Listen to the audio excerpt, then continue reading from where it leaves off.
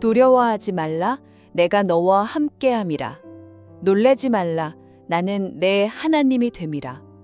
내가 너를 굳세게 하리라. 참으로 너를 도와주리라. 참으로 나의 의로운 오른손으로 너를 붙들리라. 안녕하세요. 이사야 41장 10절 말씀, 그 핵심만 쏙쏙 알려드릴게요. 이 말씀 있잖아요. 선지자 이사야를 통해서 주신 건데요. 아마 바벨론 포로기처럼 정말 힘든 시간을 보내던 이스라엘 백성에게 하나님이 주신 아주 강력한 위로랑 약속이에요. 그래서 지금도 많은 사람들이 두려울 때 이 구절 보면서 힘을 얻죠. 자, 그럼 핵심만 딱 볼게요. 첫째, 하나님은 그냥 옆에만 계신 게 아니에요. 내가 너와 함께함이라. 참으로 너를 도와주리라. 이 말씀처럼 우리가 힘들고 약할 때 정말로 참으로 도와주신다는 약속입니다. 외롭고 힘없다고 느껴질 때 큰 위로가 되죠.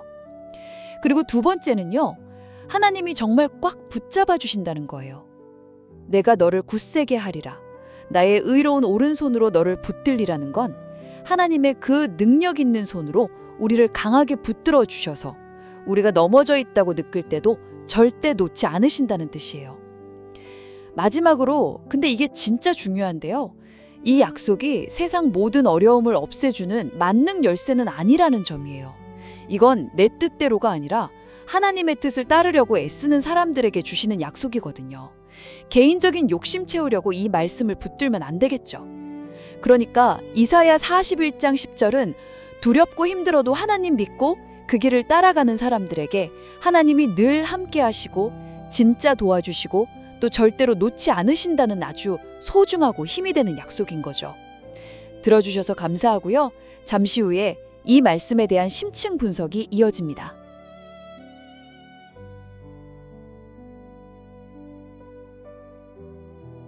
두려워하지 말라. 내가 너와 함께함이라. 놀라지 말라. 나는 네 하나님이 됨이라.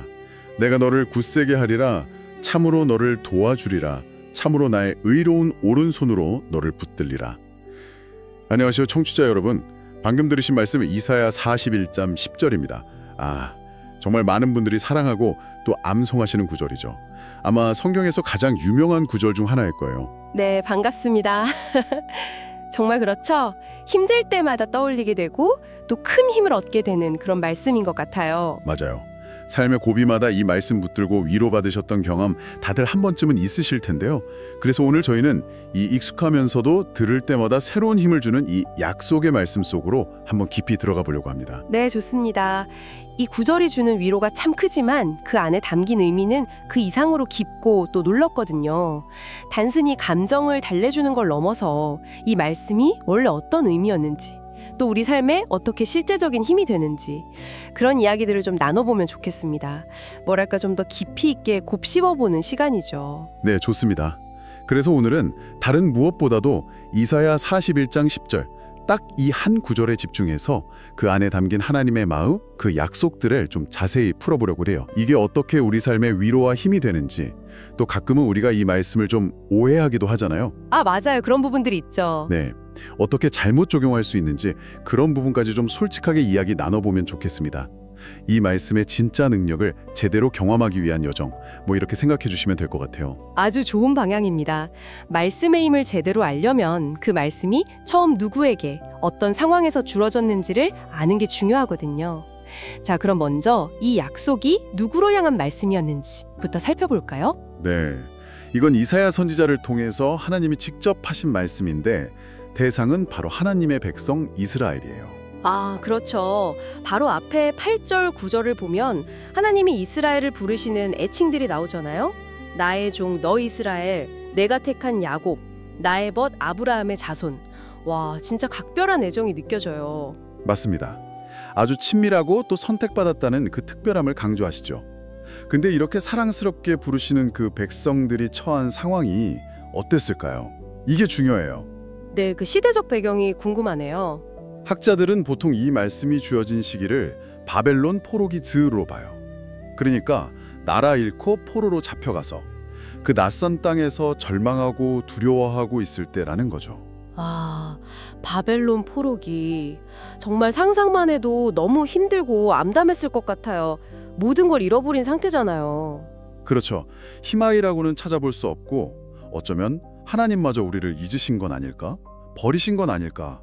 하는 그런 의심과 불안이 가득했을 때입니다. 바로 그런 절망의 한복판에 있는 백성들에게 하나님이 직접 찾아오셔서 하신 말씀이군요. 9절 말씀처럼 내가 너를 택하고 싫어하여 버리지 않았다고 다시 한번 확인시켜 주시는 거네요. 바로 그겁니다. 그 절망적인 상황에서 이 약속이 주어졌기 때문에 이 말씀이 더욱 강력하고 절실하게 다가오는 거죠. 그리고 이 위로와 확인에 이어서 하나님은 아주 구체적인 5가지 약속을 주세요. 그 첫 번째와 두 번째 약속이 아주 긴밀하게 연결됩니다.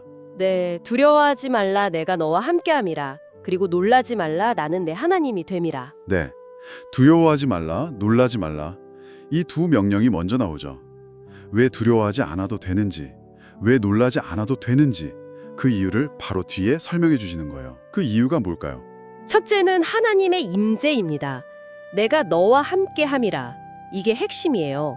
사실 우리가 느끼는 두려움의 근본적인 해결책은요, 문제가 없어지는 것보다도 그 문제 상황 속에서 전능하신 하나님이 지금 나와 함께 하신다는 사실을 아는 데서 시작되거든요. 아, 문제가 사라지지 않아도 하나님이 함께 하신다는 것만으로도 힘이 된다는 거군요. 그렇죠. 성경을 보면 죄는 두려움을 낳지만 하나님은 계속해서 당신의 백성에게 두려워 말라고 말씀하세요. 이게 바로 임마누엘, 하나님이 우리와 함께 하신다는 복음의 핵심 메시지죠. 네. 그런데 전문가님, 어떤 분들은 아니, 하나님이 함께 하신다는 건 알겠는데 그래도 두려운 걸 어떡하냐 이렇게 느낄 수도 있을 것 같아요. 이 함께 하심이 좀 더 구체적으로 어떤 의미일까요? 아주 좋은 질문입니다. 이게 그냥 옆에 계신다는 물리적인 의미를 넘어서요, 하나님의 모든 능력, 모든 지혜, 모든 사랑과 보호하심이 나를 향하고 있다는 뜻이거든요. 그래서 두 번째 약속이 바로 이어지는 겁니다. 놀라지 말라. 나는 네 하나님이 됨이라. 네, 여기서 놀라지 말라는 것도 그냥 깜짝 놀라지 마라 이 정도가 아니에요. 원어의 의미를 보면 두려워서 사방을 두리번거리지 마라, 낙담해서 주저앉지 마라, 이런 더 깊은 뜻이 있어요. 아, 훨씬 강한 의미네요. 왜냐? 그 이유가 중요하죠. 천지를 만드시고 역사를 주관하시는 그 전능하신 하나님이 바로 너의 하나님, 즉 당신의 하나님이 되어주시기 때문이라는 거예요. 우리의 힘의 근원이 흔들리는 세상이나 약한 내가 아니라 영원히 변치 않으시는 하나님께 있다는 선언이죠. 이 두 약속이 우리 존재의 가장 깊은 불안을 잠재우는 하나님의 자기 선언 같은 겁니다. 와, 나와 함께 하시는 분이 동시에 나의 하나님이시다. 이 연결이 정말 중요하군요. 내 상황이 아니라 나의 하나님이 누구신지에 집중할 때 두려움에서 벗어날 수 있다는 말씀이시네요. 정말 든든하게 느껴집니다. 자, 그럼 세 번째 약속으로 가볼까요? 내가 너를 굳세게 하리라. 네. 이 굳세게 한다는 약속도 힘이 나면서도 한편으로는 조금 막연하게 느껴질 수도 있을 것 같아요. 구체적으로 어떤 의미일까요? 혹시 모든 어려움을 다 없애주시고 항상 평탄한 길만 걷게 해주신다는 뜻일까요? 많은 분들이 그렇게 기대하기 쉽죠. 그런데 성경 전체를 보면, 또 믿음의 선배들 삶을 보면 꼭 그렇지만은 않아요. 물론 하나님은 어려움을 없애실 능력이 있으시죠. 하지만 이 굳셈은요, 환경을 바꾸는 것보다는 환경을 초월하는 내적인 힘을 의미할 때가 더 많아요. 내적인 힘이요? 네, 그러니까 어떤 어려움 속에서도 믿음을 지키고 하나님의 뜻을 따라 살아갈 수 있도록 부어주시는 영적인 강인함 같은 거죠. 예를 들어서 사도 바울 아시죠? 빌립보서 4장 13절, 내게 능력 주시는 자 안에서 내가 모든 것을 할 수 있느니라. 유명한 구절이잖아요. 네, 그렇죠. 근데 바울이 이 고백을 어디서 했는지 아세요? 글쎄요. 감옥 안에서 했어요. 차가운 감옥 안에서. 감옥 안에서요? 모든 것을 할 수 있다는 고백을요? 좀 아이러니한데요? 그렇죠. 만약에 모든 것을 할 수 있다는 게 우리가 생각하는 것처럼 세상적인 성공이나 문제 해결, 환경 변화만을 의미했다면 바울은 감옥문을 부수고 나왔어야죠. 아니면 최소한 무죄로 풀려나거나요. 네, 논리적으로는 그렇죠. 하지만 바울은 결국 순교했잖아요. 여기서 바울이 말한 모든 것을 할 수 있다는 건 감옥에 있든 밖에 있든 배고프든 배부르던 어떤 상황에서도 그리스도 안에서 만족하고 믿음을 지키면서 하나님의 뜻을 행할 수 있는 그 내적인 능력을 의미했던 거예요. 따라서 내가 너를 굳세게 하리라는 약속은 어려움이 없을 거다 이게 아니라 어떤 어려움 속에서도 네가 믿음으로 바로 서고 넘어지지 않도록 내가 너에게 힘과 용기, 인내를 주겠다는 그런 약속으로 이해하는 게 더 깊이 있는 해석일 겁니다. 그렇군요. 상황을 바꿔주시는 게 아니라 그 상황을 이겨낼 힘을 주신다는 약속이군요. 와, 이건 정말 관점의 전환인데요. 어려움이 없어지길 바라기보다 그 어려움을 믿음으로 통과할 힘을 구하는 기도가 필요하겠네요. 자, 그럼 네 번째 약속입니다. 참으로 너를 도와주리라. 여기서 참으로라는 단어가 눈에 띄네요. 네, 아주 중요합니다. 참으로, 진실로라는 뜻의 이 부사가 5번째 약속에서도 또 나오거든요. 이게 뭘 강조하냐면 하나님의 약속이 그냥 하는 말이 아니라 반드시 이루어질 진짜 약속, 실질적인 도움이라는 걸 강조하는 거예요. 아, 빈말이 아니라는 거군요. 그렇죠. 그런데 여기서 우리가 질문을 던져봐야 해요. 하나님은 언제, 어떻게 우리를 참으로 도와주실까? 네, 그게 정말 궁금해요. 많은 분들이 기도하면서 하나님의 도움을 구하는데 가끔은 대체 언제 도와주시는 거지 하고 좀 막막하게 느낄 때가 있거든요. 특히 상황이 전혀 나아지지 않을 때요. 좋은 질문입니다. 그리고 이 부분이 이사야 41장 10절을 이해하는 데 정말 핵심이면서 동시에 가장 많이 오해되는 지점이기도 해요. 오해되는 지점이요? 네, 결론부터 말씀드리면 하나님의 참된 도움은요. 우리가 세운 세상적인 목표나 개인적인 야망을 이루도록 돕는 방식으로 오는 게 아니에요. 오히려 그 반대에 가깝습니다. 반대요? 이 도움은 우리가 하나님의 영광을 위해서 또 하나님의 뜻을 따라서 믿음의 결단을 하고 그 길을 걸어가기로 선택할 때 바로 그 여정 가운데서 우리를 붙드시고 격려하시고 필요한 것을 공급하시는 방식으로 나타난다는 거죠. 아, 그러니까 도움의 방향성이 중요하군요. 내 성공을 위해서 하나님을 이용하는 게 아니라 하나님의 뜻을 이루는 삶을 살기로 결정할 때 그때 하나님의 참된 도움을 경험한다는 거네요. 정확합니다. 예를 들어 바벨론 포로에서 돌아와서 무너진 성전을 다시 지으려고 할 때 얼마나 많은 방해가 있었겠어요. 그런데 그 어려움 속에서도 성전 재건을 포기하지 않았을 때 하나님은 그들에게 힘과 지혜와 자원을 공급하시면서 참으로 도우셨죠. 네. 또 초대교회 성도들이 예수님 믿는다는 이유로 핍박받고 죽음의 위협 앞에 섰을 때 그들이 믿음을 지킬 수 있도록 성령으로 충만하게 하시고 담대함을 주시면서 참으로 도우셨고요. 이처럼 하나님의 도움은 종종 우리의 편안함이나 성공보다는 그분의 뜻을 이루는 그 거룩한 여정을 끝까지 갈 수 있도록 돕는 형태로 주어진다는 겁니다. 그 지점이 정말 인상적이네요. 그렇다면 우리가 하나님께 도와주세요라고 기도하기 전에 내가 지금 구하는 이 도움이 정말 하나님의 영광을 위한 건지 아니면 그냥 내 욕심, 내 왕국을 세우려는 건 아닌지 이걸 먼저 정직하게 돌아봐야겠네요. 그렇습니다. 바로 그 분별이 중요해요. 그렇지 않으면 우리는 하나님을 무슨 소원 들어주는 요술램프의 진이나 개인 비서처럼 취급하는 잘못을 범할 수 있어요. 아, 듣고 보니 좀 섬뜩한데요. 하나님을 섬기는 게 아니라 하나님을 이용해서 내 뜻을 이루려고 하는 것일 수 있다. 와, 정말 마음에 깊이 와닿습니다. 자, 이제 마지막 5번째 약속입니다. 참으로 나의 의로운 오른손으로 너를 붙들리라.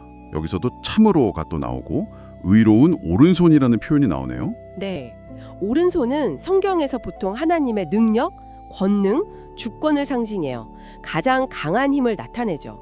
그런데 그냥 오른손이 아니라 의로운 오른손이라고 구체적으로 말씀하세요. 의로운 오른손.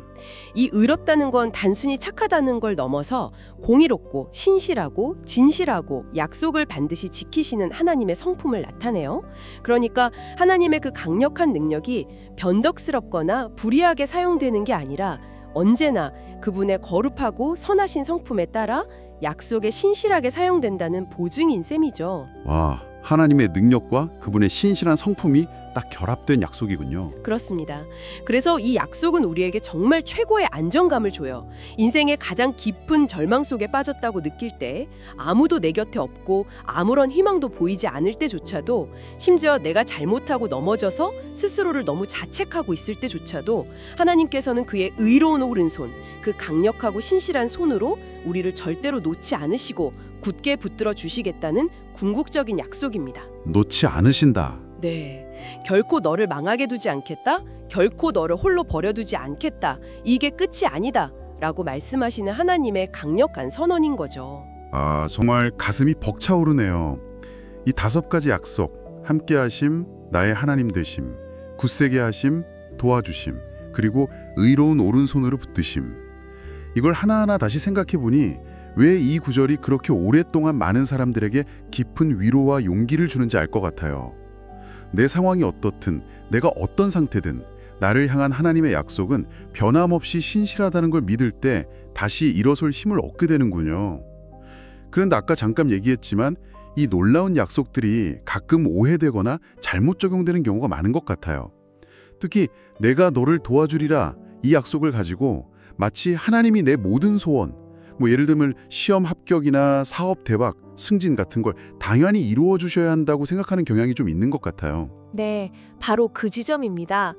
그게 이 말씀의 삶에 적용할 때 우리가 정말 주의 깊게 봐야 할 부분이에요. 이사야 41장 10절은 절대로 하나님을 이용해서 내가 원하는 걸 얻어내는 주문이 아니거든요. 만약에 이 말씀을 그런 식으로만 이해하고 하나님께 나아간다면 우리는 결국 실망하고 시험에 들 가능성이 아주 커요. 어떤 위험이 있을까요? 예를 들어서 이 말씀을 붙들고 정말 간절히 기도했는데 시험에 떨어졌다고 쳐보죠. 사업 잘 되게 해달라고 기도했는데 결국 망했다고 해봐요. 만약 이 말씀을 내가 원하는 걸 하나님이 들어주신다는 보증수표로만 생각했다면 어떤 마음이 들까요? 하나님이 약속 안 지키셨네? 나를 안 사랑하시나? 능력이 없으신가? 이런 생각이 들겠죠. 심하면 하나님께 버림받았다고 느낄 수도 있고요. 그렇죠. 결국 하나님에 대한 원망이나 불신으로 이어지기 쉽고 심한 경우에는 신앙 자체를 떠나버리는 안타까운 결과로 이어질 수도 있습니다. 실제로 많은 분들이 이런 경험 때문에 하나님을 오해하고 교회를 떠나기도 해요. 분명히 도와주신다고 했는데 왜 내 기도는 안 들어주시지? 이런 생각에 시험이 드는 거죠. 결국 하나님을 내 성공과 행복을 위한 수단 정도로 여기는, 어떻게 보면 자기중심적인 신앙에서 비롯된 오해라고 볼 수 있겠네요. 하나님의 약속을 내 마음대로 해석하고 기대하는 거요. 맞습니다. 그런 신앙은 사실 하나님을 인격적으로 신뢰하고 따르는 게 아니라 하나님을 이용해서 나의 왕국을 세우려는 시도에 더 가까울 수 있어요. 내가 중심이고 하나님은 나를 위해 존재해야 한다는 그런 무의식적인 교만이 있을 수 있죠. 하지만 성경이 보여주는 하나님은 절대 그런 분이 아니시잖아요. 하나님은 창조주시고 주권자시죠. 우리는 그분의 영광을 위해 지음받은 존재고요. 이 관계 설정이 바로 서지 않으면 우리는 계속 하나님을 오해하고 실망하게 될 수밖에 없어요. 그렇다면 이 말씀의 진짜 의미를 붙들고 올바르게 적용하려면 어떻게 해야 할까요? 핵심은 결국 나의 뜻이 아니라 하나님의 뜻을 구하는 태도에 있는 것 같네요. 정확히 보셨습니다. 이사야 41장 10절의 약속들은요, 나의 길을 고집하며 가는 사람에게 주어지는 게 아니에요. 힘들고 어려워도 하나님의 길을 걷기로 선택하고 순종하는 사람에게 주시는 격려와 지원입니다. 순종하는 사람에게요? 네. 그러니까 이 약속의 전제 조건은 하나님의 뜻 안에 거하는 것, 하나님의 영광을 구하는 것이라고 할 수 있어요. 내가 원하는 걸 이루기 위해서 이 말씀에 사용하는 게 아니라 하나님의 뜻을 따르며 믿음으로 살아갈 때 만나게 되는 어려움과 두려움 앞에서 하나님께서 반드시 나와 함께 하시고 나를 도우시고 강하게 하시고 붙들어 주신다는 그 신실한 약속으로 받아들여야 하는 거죠. 그러니까 약속 자체에만 집중하기 전에 내가 지금 가고 있는 이 길이 정말 하나님이 원하시는 길인지, 내가 구하는 이것이 하나님의 영광을 위한 것인지 이걸 먼저 점검하는 게 순서라는 말씀이시군요. 네. 물론 때로는 하나님의 뜻이 뭔지 명확하게 알기 어려울 때도 있죠. 하지만 우리의 중심이 나에게서 하나님께로 옮겨지고 내 성공이 아니라 하나님의 나라와 그분의 의를 먼저 구할 때 마태복음 6장 33절 말씀처럼요. 하나님께서는 이 약속들을 우리의 삶 속에서 정말 신실하게 이루어 가실 거예요. 비록 그 방식이 우리가 기대했던 것과는 좀 다를지라도 말이죠. 네. 때로는 고난을 이겨낼 쉼으로, 때로는 생각지도 못한 방식으로 필요를 채워주심으로, 때로는 사람을 통해 위로하심으로 그분의 의로운 오른손이 우리를 붙들고 계시다는 것을 경험하게 될 겁니다. 정말 중요한 깨달음입니다. 이 약속은 그냥 주어지는 축복이 아니라 하나님과의 올바른 관계 안에서 그분의 뜻을 따라가는 여정 속에서 누리게 되는 은혜라는 것을 꼭 기억해야겠네요. 자, 청취자 여러분, 지금 이 순간 당신은 어떤 두려움 속에 계신가요? 어떤 문제 때문에 낙심하고 좌절하고 계신가요? 어쩌면 내 힘으로는 도저히 감당할 수 없는 큰 벽 앞에서 혼자 힘겨워하고 계실지도 모르겠습니다. 네. 오늘 우리가 함께 나눈 이사야 41장 10절의 약속들은 바로 그런 당신을 향한 하나님의 따뜻하고도 강력한 음성일 수 있습니다. 당신이 처한 상황이 지금 당장 눈에 띄게 변하지 않을 수도 있어요. 여전히 문제는 그대로 있고 두려움은 찾아올 수 있습니다. 하지만 꼭 기억하십시오. 바로 그 순간에도 하나님께서는 당신과 함께 하십니다. 그분은 당신의 하나님이 되십니다. 당신을 강하게 하실 겁니다. 당신을 참으로 도우실 겁니다. 그리고 그분의 의로운 오른손으로 당신을 절대로 놓지 않고 굳게 붙들고 계십니다. 네. 특히 믿음 안에서 어려운 결정을 내려야 할 때, 세상의 길이 아니라 하나님의 길을 따르기로 선택할 때, 이 말씀이 당신에게 흔들리지 않는 용기와 깊은 평안, 그리고 앞으로 나아갈 힘을 줄 거라고 믿습니다. 오늘은 성경에서 가장 사랑받는 구절 중 하나인 이사야 41장 10절 말씀을 통해서 우리 삶의 모든 순간, 특히 가장 어둡고 힘겨운 순간에도 우리와 함께 하시며 우리를 도우시는 하나님의 신실하고 강력한 약속들을 깊이 살펴보았습니다. 핵심은 이거였죠. 두려워하지 말자, 낙담하지 말자. 네. 왜냐하면 하나님께서 우리와 함께 하시고 우리의 하나님이 되시며 우리를 굳세게 하시고 도와주시고 끝까지 붙들어 주시기 때문입니다. 그리고 이 놀라운 약속이 나의 개인적인 야망이나 성공을 위한 보증수표가 아니라는 점, 이걸 기억하는 게 참 중요합니다. 오히려 이 약속은 하나님의 영광을 위해 그분의 뜻을 따라 믿음의 길을 걷기로 결단한 모든 이들에게 주시는 하나님의 변함없는 격려와 실제적인 지원입니다. 이 약속의 참된 의미를 깨닫고 믿음으로 붙들 때 우리는 어떤 상황에서도 흔들리지 않고 담대하게 살아갈 수 있을 겁니다. 오늘 말씀을 마무리하면서 청취자 여러분께 한 가지 질문을 조용히 던져드리고 싶습니다. 이 질문이 어쩌면 당신의 신앙의 중심을 다시 한번 점검하는 데 도움이 될 수 있을 거예요. 당신이 지금 하나님께 간절히 도와달라고 부르짖고 있는 내용은 무엇인가요? 그리고 그 기도의 밑바탕에 있는 당신의 진짜 동기는 무엇인가요? 당신의 뜻과 계획을 이루기 위한 간절함인가요? 아니면 하나님의 뜻 안에서 믿음으로 인내하며 그분의 길을 끝까지 걸어가기 위한 도움을 구하는 것인가요? 정말 중요한 질문이네요. 이 질문에 대해 잠시 시간을 내셔서 당신의 마음을 깊이 들여다보는 성찰의 시간을 가져보시면 좋겠습니다. 오늘 저희와 함께 이 귀한 말씀 속으로 깊이 들어가 주셔서 진심으로 감사합니다. 당신의 삶의 모든 여정 가운데 이사야 41장 10절에 담긴 하나님의 위로와 능력이 늘 풍성하게 함께 하시기를 바랍니다.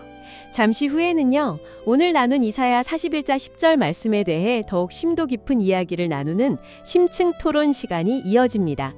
계속해서 귀 기울여 주시면 감사하겠습니다.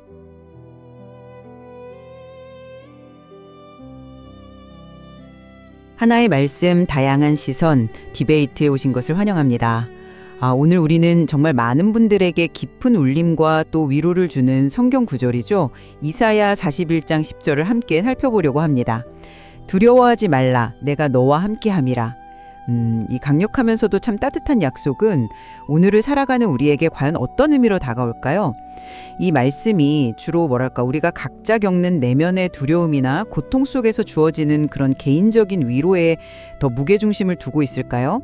아니면 그보다는 좀 더 큰 어떤 역사의 흐름 속에서 하나님의 계획, 그리고 그분의 백성 공동체를 향한 약속이라는 그런 더 넓은 맥락에서 이해해야 하는 걸까요? 오늘 이 시간을 통해서 이 구절이 우리에게 전하는 핵심 메시지가 무엇인지 함께 좀 깊이 고민해 보면 좋겠습니다. 저는 이 말씀이 어떤 특정한 시대를 넘어서 오늘날 이 두려움 속에 있는 모든 개인에게 주시는 하나님의 변함없는 위로와 능력이 약속이라는 점을 좀 더 강조하고 싶습니다. 네, 저는 그 해석과는 조금 다른 각도에서 접근하고 싶습니다.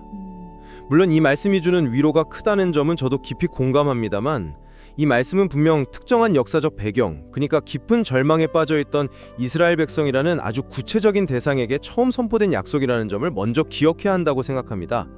따라서 개인적인 위로라는 차원을 넘어서서 그 말씀이 주어진 본래의 자리, 즉 하나님의 더 큰 이야기 속에서 그 의미를 찾는 것이 중요하다고 봅니다. 네, 물론 이 말씀이 선포된 그 역사적인 순간이 있다는 것은 저도 잘 알고 있습니다. 하지만 저는 이 이사야 42장 10절에 담긴 그 약속의 힘은 그 시대를 초월해서 오늘 우리에게도 동일하게 다가온다고 믿습니다. 내가 너와 함께 함이라는 이 말씀만큼 우리 존재의 깊은 곳을 어루만져주는 약속이 또 있을까 싶어요. 이건 정말 하나님께서 우리의 환경이나 우리의 상태와는 상관없이 언제나 우리 곁을 떠나지 않으시겠다는 그런 임재의 약속이잖아요. 그리고 바로 이 확신이야말로 우리가 인생에서 어떤 폭풍우를 만나든 혹은 깊은 슬픔의 골짜기를 지나가든 다시 일어설 수 있는 힘의 근원이 된다고 생각합니다. 어쩌면 홀로 감당해야 하는 그런 고통, 또 막막한 미래에 대한 불안감, 때로는 나 자신의 연약함 앞에서 하나님이 지금 바로 여기 나와 함께 하신다는 이 알보다 더 큰 위안은 없을 겁니다. 이 말씀은 정말 지친 영혼에게 건네시는 하나님의 따뜻한 포옹 같아요.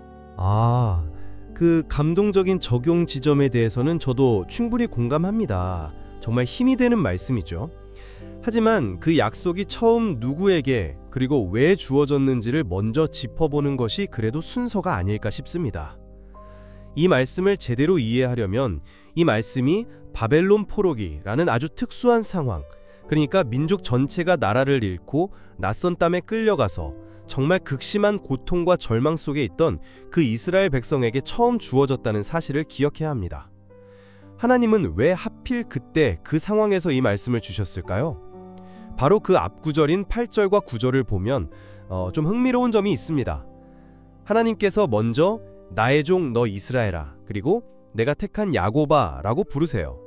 그들이 누구인지, 그러니까 하나님과 특별한 관계를 맺은 언약 백성임을 먼저 분명히 상기시켜 주시는 거죠.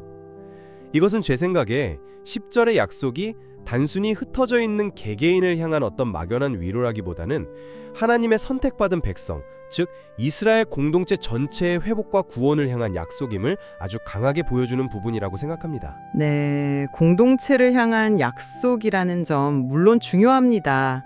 저도 그 점을 간과하는 것은 아닙니다. 하지만 동시에 굳세게 하리라, 도와주리라, 붙들리라는 이 동사들을 가만히 들여다보면 뭐랄까요? 마치 하나님께서 한 사람 한 사람에게 아주 직접적으로 말씀하시는 듯한 강한 느낌을 받게 됩니다. 이것은 어떤 외부 환경의 변화라던가 아니면 어떤 거대한 역사적 사건의 전개와는 또 별개로 우리 각자의 그 흔들리는 내면을 강하게 붙잡아 주시고 또 영적인 힘을 불어 넣어 주시겠다는 하나님의 세밀한 관심과 의지를 보여주는 것이 아닐까요? 우리가 마주한 그 어려움 자체를 당장 없애주시겠다는 약속이라기보다는 오히려 그 어려움 속에서도 믿음을 지키면서 끝까지 걸어갈 수 있도록 우리 영혼에 힘을 주시고 격려하시는 아주 인격적인 하나님의 음성으로 다가오는 것 같습니다. 그 내적인 힘에 대한 해석도 물론 의미가 있습니다. 네. 그렇지만 그 굳세게 함과 도우심이 당시 이스라엘 백성에게는 구체적으로 어떤 의미였을까를 좀 더 생각해 볼 필요가 있을 것 같아요. 그들이 느꼈던 두려움이라는 것은 오늘날 우리가 느끼는 어떤 막연한 불안감과는 좀 차원이 달랐다고 봅니다. 그곳은 이방 땅에서의 실제적인 고통이었고 민족의 생존 자체가 위협받는 그런 암담한 현실이었죠. 주변 강대국들의 그 압도적인 힘, 그리고 그들이 섬기는 아주 화려하고 강해 보이는 우상들 앞에서 느끼는 깊은 무력감과 공포였습니다. 따라서 두려워 말라는 위로는 바로 이 구체적인 위협에 대한 하나님의 직접적인 응답이었다고 봐야 합니다. 마찬가지로 돕겠다, 붙들겠다는 약속 역시 개인이 원하는 어떤 소소한 소원을 이루어주거나 세상적인 성공을 보장하는 그런 주문 같은 것이 아니었습니다. 오히려 그것은 하나님의 주권적인 능력으로 예를 들어 아무도 예상치 못했던 이방의 왕 고레스 같은 인물을 통해서라도 저 강대해 보이는 바벨론의 소나기에서 당신의 백성을 건져내시고 약속의 땅으로 다시 회복시키시겠다는 하나님의 아주 거대한 구원 계획의 선포였던 거죠. 이 약속의 궁극적인 목표는 개인의 만족이 아니라 하나님의 영광과 그분의 뜻을 이루는 데 있었다고 생각합니다. 역사적 맥락의 중요성은 저도 충분히 이해합니다. 하지만 성경 말씀이라는 것이 특정 시대에 주어졌다고 해서 그 의미까지 꼭 그 시대에만 갇혀버리는 것은 아니지 않습니까? 성경의 참 놀라운 점은 수천 년이라는 시간을 훌쩍 넘어서 오늘 우리에게도 여전히 살아 숨쉬는 말씀으로 다가온다는 것이죠. 특히 이 구절에서 계속 사용되는 너라는 그 부름은 하나님과 우리 각자 사이에 아주 직접적이고 개인적인 관계를 떠올리게 합니다. 마치 하나님께서 수많은 사람들 가운데서도 오직 나 한 사람에게 시선에 딱 고정하시고 말씀하시는 것처럼 느껴지지 않나요? 그래서 저는 이 말씀이 역사 속의 이스라엘 공동체를 넘어서 오늘날 외롭게 두려움과 싸우고 있는 한 사람 한 사람에게 주시는 하나님의 특별하고도 개인적인 위로와 격려를 분명히 담고 있다고 확신합니다. 바로 그 너라는 대명사의 해석이 중요한 관점의 차이를 보여주는 지점인 것 같습니다. 하나님께서 각 개인과 깊은 관계를 맺으신다는 사실 자체는 물론 분명합니다. 하지만 문맥을 보면 특히 바로 앞인 8절과 9절에서 나의 종 너 이스라엘아 내가 택한 야곱아 라고 명백하게 부르시는 것을 고려할 때 여기서의 너는 1차적으로 이스라엘이라는 언약 공동체를 지칭한다고 보는 것이 훨씬 자연스럽습니다. 물론 공동체를 향한 약속이 그 안에 속한 개인들에게 큰 위로와 힘이 될 수 있다는 점은 저도 인정합니다. 네, 그러나 이 구절의 핵심적인 의미는 어디까지나 공동체 전체의 회복과 그들을 향한 하나님의 변함없는 약속, 다시 말해서 그 언약적인 신실함에 있다는 점을 놓쳐서는 안 된다고 생각합니다. 따라서 개인적인 적용은 이러한 본래의 의미, 즉 공동체적이고 역사적인 틀 안에서 이루어질 때 더욱 깊고 균형 잡힌 이해에 이를 수 있다고 보는 거죠. 이 공동체적인 약속을 먼저 이해할 때 비로소 개인이 겪는 시련이 단순히 나 혼자만의 문제가 아니라 하나님의 더 큰 구원 이야기의 일부라는 것을 깨닫게 되고 거기서 오는 더 견고한 소망을 발견할 수 있지 않을까요? 의로운 오른손이라는 표현에 대해서도 좀 더 이야기하고 싶습니다. 이 이미지는 정말 그 절망적인 상황에 빠진 한 사람 한 사람을 강하게 붙잡아 주시는 하나님의 신실한 보호, 그리고 그 무엇도 끊을 수 없는 강력한 능력의 손길을 떠올리게 하거든요. 마치 우리가 깊은 수렁에 빠져서 허우적거릴 때 바로 그 의롭고 강한 손이 우리를 건져 올리시는 그런 모습처럼요. 여기서의 도우심은 외부 상황을 갑자기 확 바꾸는 그런 기적적인 방식보다는 우리가 어떤 역경 속에서도 흔들리지 않고 앞으로 나아갈 수 있는 그런 내면의 힘과 용기, 꺾이지 않는 마음을 주시는 방식으로 나타나는 것이 아닐까요? 저는 그쪽에 좀 더 무게를 두고 싶습니다. 의로운 오른손이 하나님의 능력과 보호를 상징한다는 점에는 물론 이견이 없습니다. 하지만 그 능력이 단지 개인의 내면을 강하게 하는 데만 국한된다고 보기는 좀 어려울 것 같습니다. 이사야 41장 전체를 보면 특히 2절에서 이방 왕을 일으키시는 그런 모습이라던가 혹은 21절 이하에서 아무 힘도 없는 우상들과 하나님의 실제적인 능력을 아주 날카롭게 대조하는 부분을 보면 이 오른손은 단순히 위로의 손길을 넘어서서 역사를 주관하시고 당신의 뜻을 실제로 이루시는 하나님의 주권적인 통치와 행동을 상징한다고 봐야 합니다. 이 능력은 과거 이스라엘 역사 속에서 예를 들어 출애굽 사건이나 포로기한과 같은 눈에 보이는 구체적인 사건들을 통해서 분명히 드러났습니다.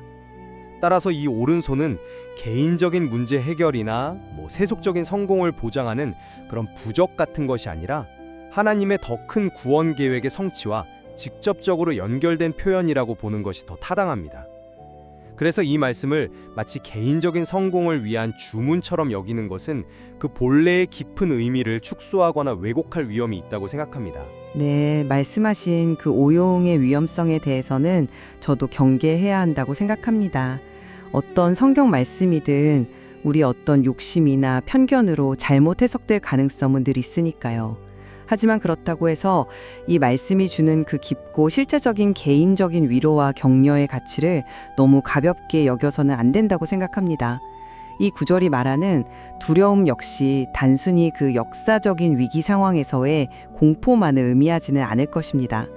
우리 인간이 살아가면서 누구나 마주하게 되는 어떤 실존적인 불안감, 미래에 대한 염려, 관계 속에서 받는 상처들, 질병이나 죽음에 대한 그런 근원적인 공포 등등 이 모든 것을 포괄한다고 볼 수 있지 않을까요? 그리고 내가 너와 함께함이라는 하나님의 이 임재 약속이야말로 우리가 겪는 그 모든 형태의 두려움에 대한 궁극적인 대답이 될 수 있다고 믿습니다. 이 말씀의 핵심은 결국 어떤 상황에서도 변함없이 우리와 함께 하시는 그 하나님을 깊이 신뢰하고 의지하도록 우리를 이끄는 데 있는 것이 아닐까요? 올바른 이해는 우리를 어떤 피상적인 위로가 아니라 더 깊은 믿음과 흔들리지 않는 소망으로 인도할 것이라고 생각합니다. 물론입니다. 이 말씀이 오늘날 우리가 겪는 그런 보편적인 두려움에도 큰 위로와 힘을 줄 수 있다는 점은 저도 결코 부인하지 않습니다. 네. 하지만 그 적용의 출발점은 어디까지나 이 말씀이 처음 선포되었던 그 구체적인 상황과 맥락이어야 한다는 점을 다시 한번 강조하고 싶습니다. 1차적으로 이 말씀은 바벨론 포로라는 그 절망적인 현실, 강력한 제국들과 그들의 신들 앞에서 이스라엘 백성이 느꼈던 구체적인 공포와 무력감을 정면으로 겨냥한 것이었습니다. 하나님은 바로 그 위기 속에서 당신의 변함없는 능력과 약속을 상기시켜 주심으로써 그들이 좌절하지 않고 믿음으로 그 어려운 시간을 통과하도록 도우셨던 것이죠. 따라서 우리가 오늘날 이 말씀을 우리의 삶에 적용할 때 단순히 하나님이 나와 함께 하시니까 다 잘 될 거야 라는 식의 어떤 막연한 긍정주의다 혹은 나의 계획과 야망을 이루어 달라는 식의 기복적인 신앙으로 흘러가지 않도록 주의해야 합니다. 만약에 이 구절을 모든 어려움이 즉각적으로 해결되거나 개인적인 성공이 반드시 보장된다는 그런 약속으로 오해한다면 현실 속에서 우리가 필연적으로 겪게 될 고난과 좌절 앞에서 너무나 쉽게 하나님께 실망하고 신앙을 잃어버릴 수도 있습니다. 이것은 이 말씀을 주신 하나님의 본래 의도와는 분명 거리가 멀 것입니다. 네, 균형 잡힌 시각이 중요하다는 말씀 깊이 공감합니다. 이 말씀을 너무 피상적으로 이해하거나 자신의 욕망을 투영해서 해석하는 것은 분명히 경계해야 할 부분입니다. 그럼에도 불구하고 저는 이사야 41장 10절이 시간과 공간을 뛰어넘어서 인생이라는 때로는 참 험난한 길을 걸어가는 모든 이들에게 주시는 하나님의 깊고 변함없는 약속의 말씀이라고 다시 한번 강조하고 싶습니다. 하나님께서 결코 우리를 홀로 버려두지 않으시고 우리가 감당하기 어려운 시련 속에서도 필요한 힘과 위로 그리고 결국에는 소망을 주시겠다는 그 따뜻하고도 강력한 약속 말입니다. 이 약속은 우리 각자의 가장 깊은 절망의 순간에 붙잡을 수 있는 결코 끊어지지 않는 희망의 밧줄과 같다고 생각합니다. 네, 정리를 좀 해보자면 이사야 41장 10절은 본래 하나님의 언약 백성인 이스라엘 공동체에게 주어진 역사적인 약속입니다. 이를 통해서 우리는 세상의 그 어떤 힘과도 비교할 수 없는 하나님의 주권적인 능력과 또 당신의 백성을 향한 변함없는 사랑과 신실하심을 발견하게 됩니다. 따라서 우리가 이 말씀을 개인적인 삶에 적용할 때에도 이러한 본래의 의미와 더불어 우리를 향한 하나님의 더 크고 놀라운 계획과 목적을 함께 기억하며 나아가는 것이 중요하다고 생각합니다. 그럴 때 이 약속은 더욱 깊고 풍성한 의미로 우리 삶 가운데 살아 움직일 것이라고 믿습니다. 네, 오늘 우리는 이사야 41장 10절이라는 참 귀한 말씀을 두고 서로 다른 관점에서 의미 있는 대화를 나누었습니다. 이 말씀이 때로는 우리 개인의 가장 깊은 곳에 와닿는 위로와 힘이 되기도 하고 또 동시에 우리를 향한 하나님의 변함없는 언약적 사랑과 그분의 거대한 구원 역사라는 더 넓은 이야기 속에서 이해될 때 더 큰 깊이를 갖게 되는 것 같습니다.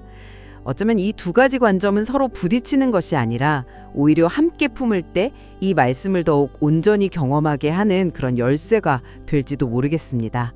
오늘 나눈 이 이야기들이 듣는 분들 각자의 삶 속에서 이 말씀이 어떻게 살아 움직이는지 더 깊이 묵상해보는 작은 계기가 되기를 바랍니다.